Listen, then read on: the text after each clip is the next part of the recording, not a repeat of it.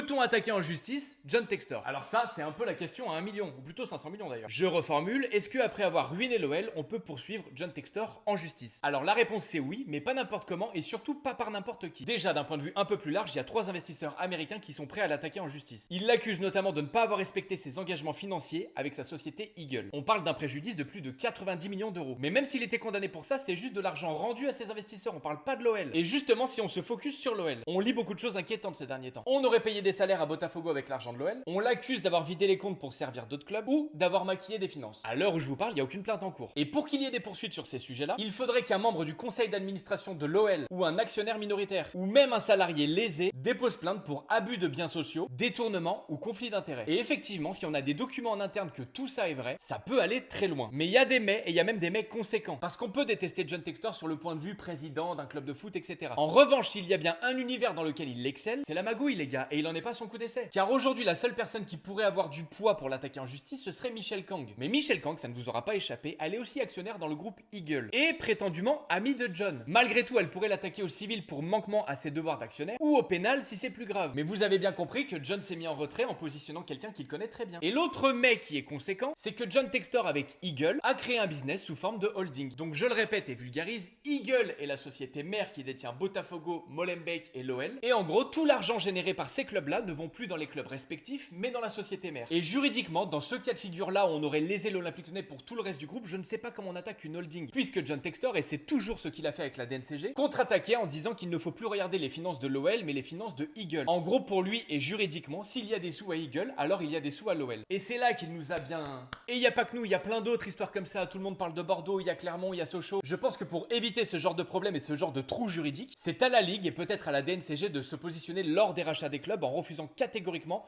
tous ces genres d'investissements. Si on a des spécialistes juridiques qui tombent sur cette vidéo, j'aurais hâte de vous lire en commentaire pour savoir ce qu'il en est vraiment, ce qu'on peut faire ou ce qu'on ne peut pas faire. En tout cas, on reste connecté et dès qu'il y a une info qui fuse, je la partage sur cette page.